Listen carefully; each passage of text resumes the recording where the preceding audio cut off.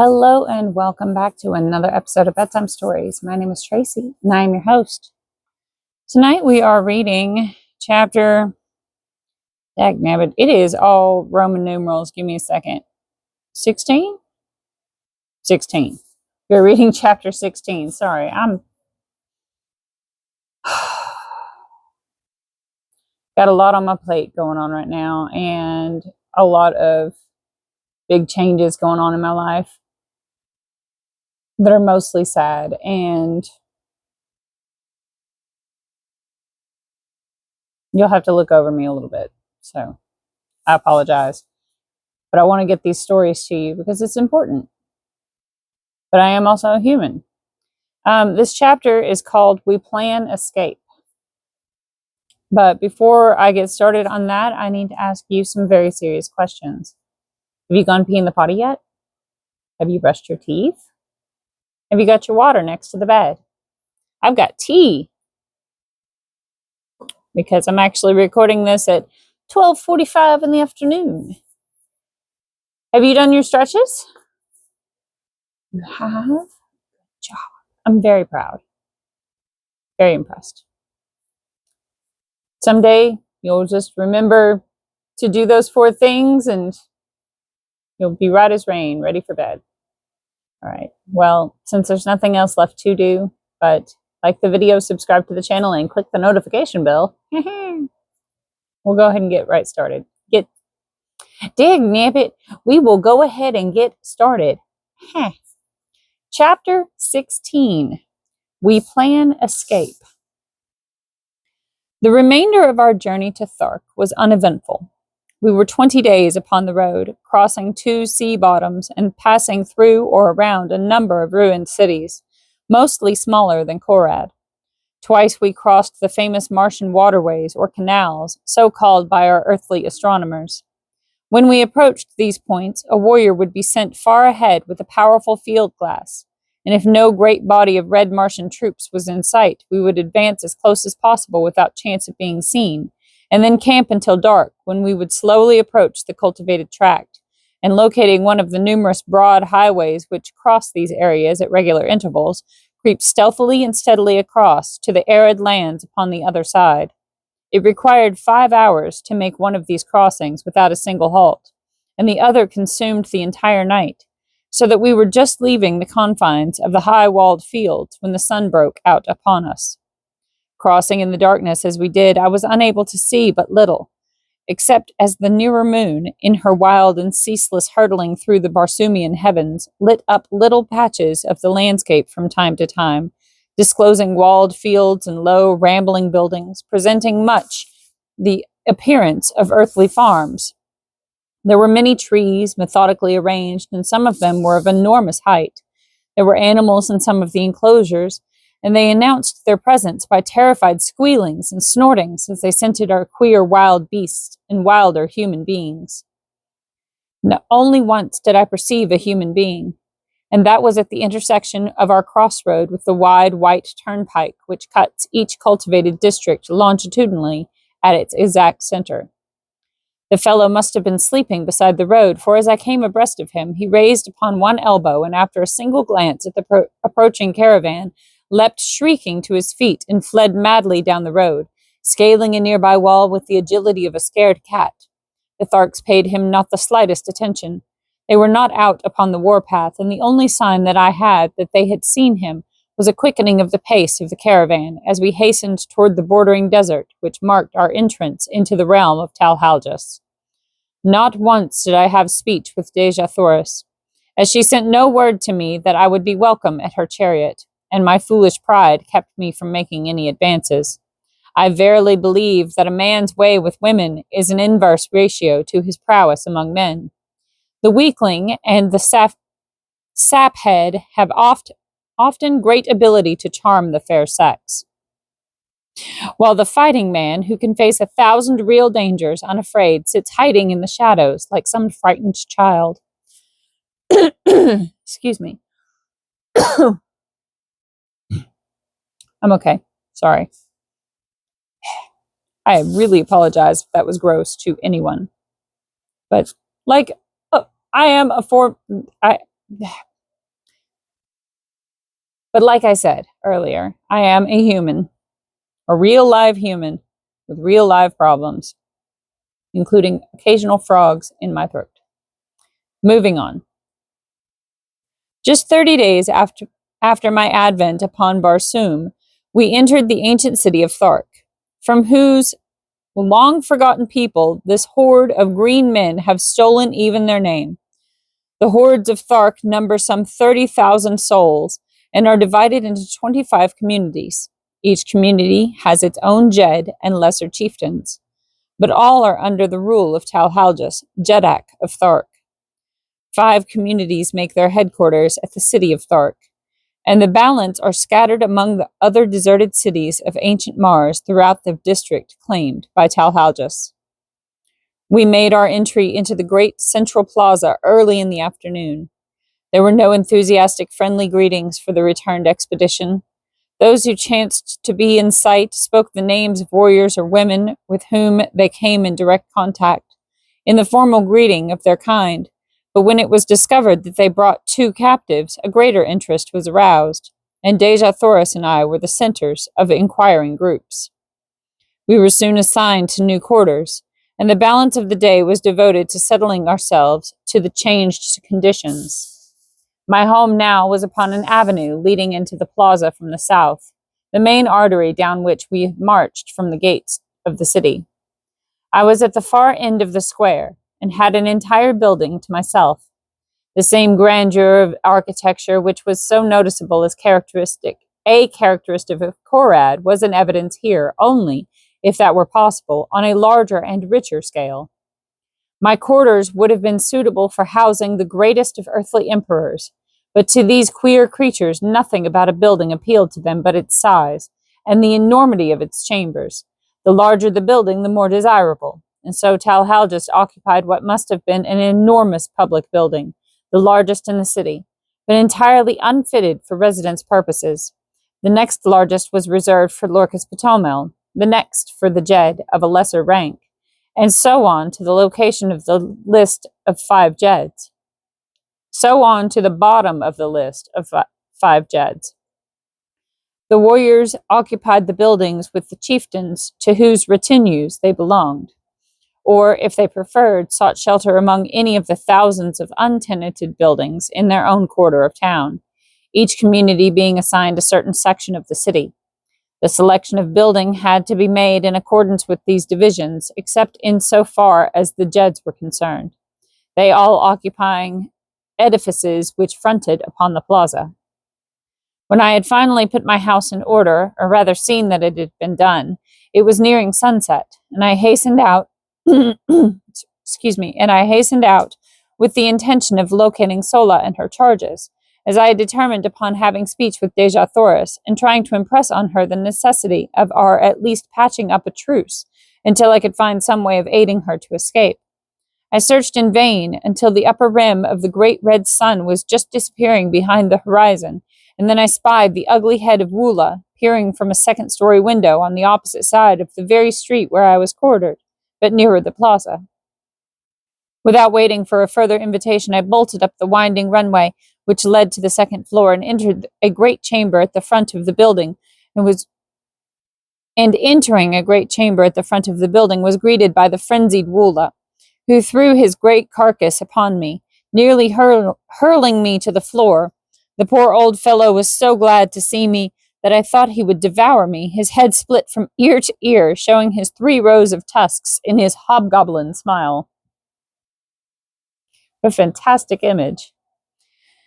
Quieting him with a word of command and a caress, I looked hurriedly through the approaching gloom for a sign of Deja Thoris, and then, not seeing her, I called her name.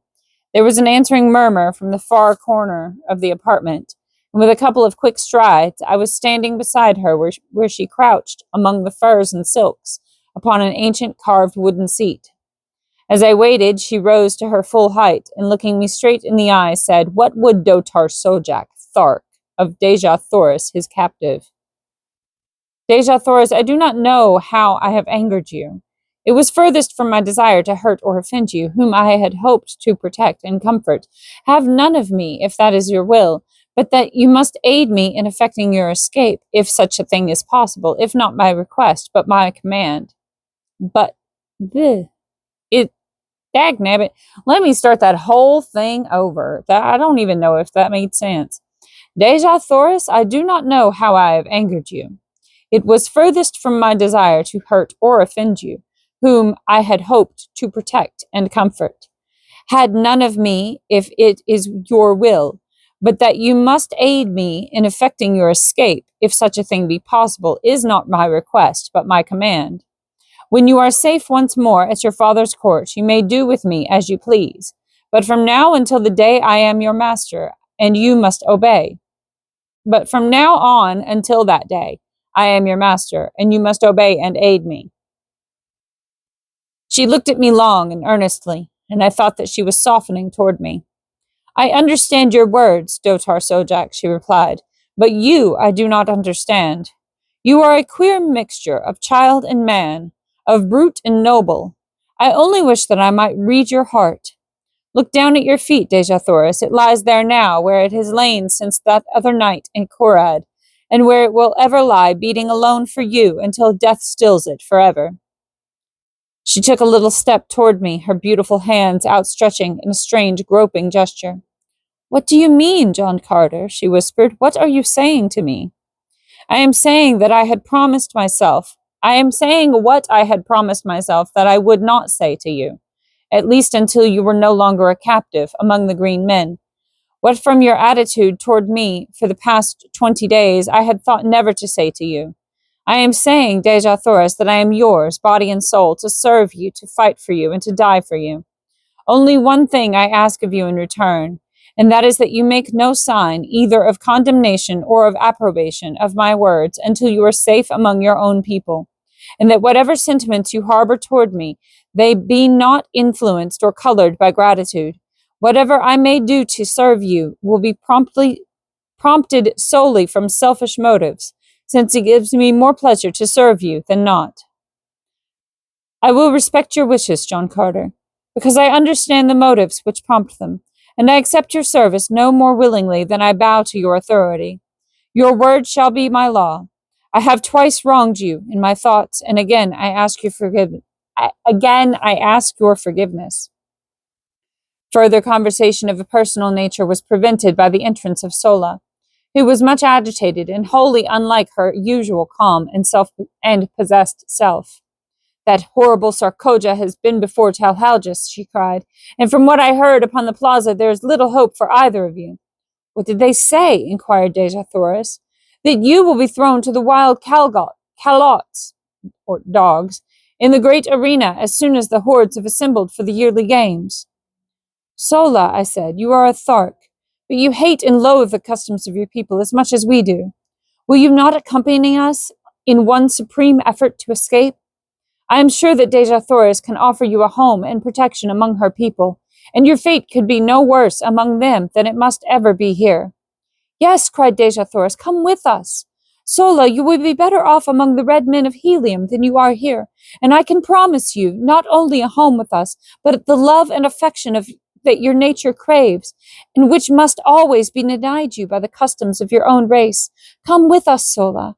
We might go without you, but your fate would be terrible if they thought you had connived to aid us. I know that even that fear would not tempt you to interfere in our escape, but we want you with us. We want you to come to a land of sunshine and happiness amongst a people who know the meaning of love, of sympathy, and of gratitude. Say what you will, Sola. Tell me what you will.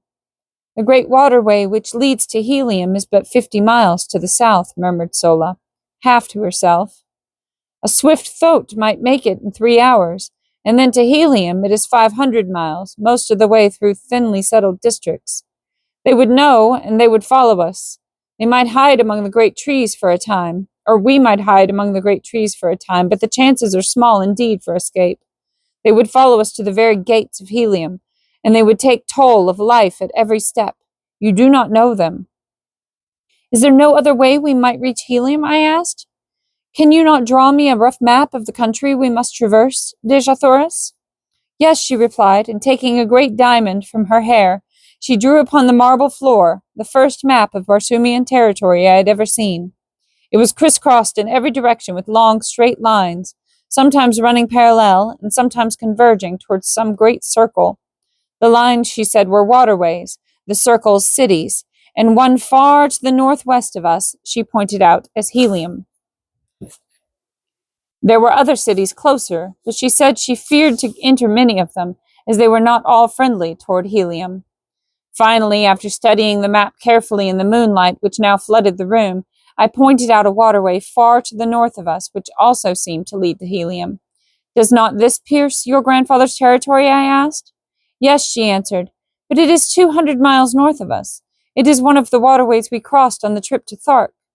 They would never suspect that we would try for that distant waterway, I answered, and that is why I think that is the best route for our escape. Sola agreed with me, and it was decided that we should leave Thark this same night, just as quickly, in fact, as I could find and saddle my thoats. Sola was to ride one, and Deja Thoris and I the other, each of us carrying sufficient food and drink to last us for 2 days, since the animals could not be urged too rapidly for so long a distance. I directed Sola to proceed with Deja Thoris along one of the less frequented avenues to the southern boundary of the city, where I would overtake them with the thoats as quickly as possible. Then, leaving them to gather what food, silks, and furs we were to need, I slipped quietly into the rear of the first floor and entered the courtyard, where our animals were moving restlessly about, as was their habit, before settling down for the night. In the shadows of the buildings and out beneath the radiance of the Martian moons moved a great herd of thoats and zitidars, the latter grunting their low gutturals, and the former occasionally emitting the sharp squeal which denotes the almost habitual state of rage in which these creatures passed their existence. They were quieter now, owing to the absence of man, but as they scented me, they became more restless, and their hideous noise increased. It was risky business, this entering a paddock of thoats alone and at night, first because their increasing noisiness might warn the nearby warriors that something was amiss, and also because for the slightest cause, or for no cause at all, some great bull thoat might take it upon himself to lead a charge upon me. Having no desire to awaken their nasty tempers upon such a night as this, where so much depended upon secrecy and dispatch, I hugged the shadows of the buildings, ready at an instant's warning to leap into the safety of a nearby door or window. Thus I moved silently to the great gates which opened upon the street at the back of the court, and as I neared the exit, I called softly to my 2 animals. How I thanked the kind Providence which had given me the foresight to win the love and confidence of these wild, dumb brutes, for presently, from the far side of the court, I saw 2 huge bulks forcing their way toward me through the surging mountains of flesh. As they came quite close to me, rubbing their muzzles against my body and nosing for the bits of food it was always my practice to reward them with, opening the gates, I ordered the 2 great beasts to pass out, and then slipping quietly after them, I closed the portals behind me. I did not saddle or mount the animals there, but instead walked quietly in the shadows of the buildings toward an unfrequented avenue, which led toward the point I had arranged to meet Deja Thoris and Sola. With the noiselessness of disembodied spirits, we moved stealthily along the deserted streets. But not until we were within sight of the plain beyond the city did I commence to breathe freely. I was sure that Sola and Deja Thoris would find no difficulty in reaching our rendezvous undetected, but with my great thoats I was not so sure for myself. It was quite unusual for warriors to leave the city after dark. In fact, there was no place for them to go within any but a long ride. I reached the appointed meeting place safely, but as Deja Thoris and Sola were not there, I led my animals into the entrance hall of one of the large buildings. Presuming that one of the other women of the same household may have come in to speak to Sola, and so delayed their departure, I did not feel any undue apprehension until nearly an hour had passed without a sign of them, and by the time another half an hour had crawled away, I was becoming filled with grave anxiety. Then there broke upon the stillness of the night the sound of an approaching party, which from the noise I knew could be no fugitives creeping stealthily toward liberty. Soon the party was near me, and from the black shadows of my entranceway I perceived a score of mounted warriors who in passing dropped a dozen words that fetched my heart clean into the top of my head. He would likely have arranged to meet them just without the city, and so I heard no more. They had passed on, but it was enough. Our plan had been discovered, and the chances for escape from now on to the fearful end would be small indeed. My one hope now was to return undetected to the quarters of Dejah Thoris and learn what fate had overtaken her. But how to do it with these great monstrous throats upon my hands, now that the city probably was aroused by the knowledge of my escape, was a problem of no mean proportions. Suddenly an idea occurred to me, and acting on my knowledge of the construction of the buildings of these ancient Martian cities, with a hollow court within the center of each square, I groped my way blindly through the dark chambers, calling the great thoats after me. They had difficulty in negotiating some of the doorways, but as the buildings fronting the city's principal exposures were all designed upon a magnificent scale, they were able to wriggle through without sticking fast. And thus we finally made the inner court, where I found, as I had expected, the usual carpet of moss-like vegetation which would prove their food and drink until I could return them to their own enclosure. That they would be as quiet and contented here as elsewhere I was confident. Nor was there but the remotest possibility that they would be discovered, as the green men had no great desire to enter these outlying buildings, which were frequented by the only thing, I believe, which caused them the sensation of fear, the great white apes of Barsoom. Removing the saddle trappings, I hid them just within the rear doorway of the building through which we had entered the court, and turning the beasts loose, quickly made my way across the court to the rear of the buildings upon the further side, and thence to the avenue beyond. Waiting in the doorway of the building until I was assured that no one was approaching, I hurried across to the opposite side and through the first doorway to the court beyond, thus crossing through court after court with only the slightest chance of detection, which the necessary crossing of the avenues entailed. I made my way in safety to the courtyard in the rear of Dejah Thoris's quarters. Here, of course, I found the beasts of the warriors who quartered in the adjacent buildings, and the warriors themselves I might expect to meet if I entered. But fortunately for me, I had another and safer method of reaching the upper story where Dejah Thoris should be found, and after first determining as nearly as possible which of the buildings she occupied, for I had never observed them before from the court side, I took advantage of my relatively great strength and agility and sprang upward until I grasped the sill of a second-story window which I thought to be in the rear of her apartment. Drawing myself inside the room, I moved stealthily toward the front of the building, and not until I had quite reached the doorway of her room was I made aware, by voices, that it was occupied. I did not rush headlong in, but listened without to assure myself that it was Dejah Thoris, and that it was safe to venture within. It was well indeed that I took this precaution, for the conversation I heard was in the low gutturals of men, and the words which finally came to me proved a most timely warning. The speaker was a chieftain, and he was giving orders to 4 of his warriors. And when he returns to this chamber, he was saying, as he surely will when he finds she does not meet him at the city's edge, you 4 are to spring upon him and disarm him. It will require the combined strength of all of you to do it if the reports they bring back from Korad are correct. When you have him fast bound, bear him to the vaults beneath the Jedek's quarters and chain him securely, where he may be found when Talhaljas wishes him. Allow him to speak with none, nor permit any other to enter this apartment before he comes. There will be no danger of the girl returning, for by this time she is safe in the arms of Talhaljas. And may all her ancestors have pity upon her, for Talhaljas will have none. The great Sarkoja has done a noble knight's work. I go, and if you fail to capture him when he comes, I commend your carcasses to the cold bosom of Is. And that's the end of the chapter. Oh my. Oh my, oh my. Well, good night. Sleep tight. Don't let the bed bugs bite. And if they do, you bite them back, okay? You have my permission. Advocate for yourselves. You have to be your own best friend. I love you so much. Good night.